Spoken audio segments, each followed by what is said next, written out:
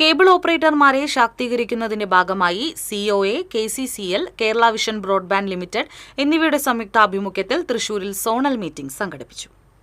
തൃശൂർ, പാലക്കാട്, മലപ്പുറം ജില്ലകളിൽ നിന്നുള്ള പ്രതിനിധികളാണ് പങ്കെടുത്തത്. Mission 30 empowering last mile zonal meeting COA general secretary PB Suresh ഉദ്ഘാടനം ചെയ്തു. കേരള വിഷൻ എന്ന ബ്രാൻഡ് ബ്രോഡ്ബാൻഡ് രംഗത്ത് ഇന്ത്യയിലെ 5ാമത്തെ കമ്പനിയായി വളർന്ന സാഹചര്യത്തിൽ അതിനനുസരിച്ച മാറ്റം കേബിൾ ഓപ്പറേറ്റർമാരുടെ പ്രവർത്തനത്തിലും മനോഭാവത്തിലും ഉണ്ടാകേണ്ടതുണ്ടെന്ന് PB സുരേഷ് പറഞ്ഞു.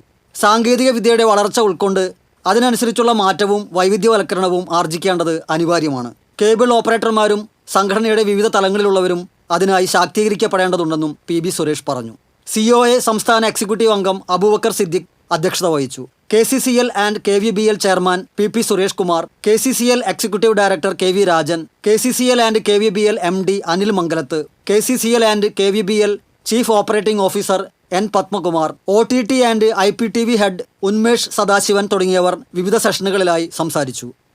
TCV തൃശൂർ.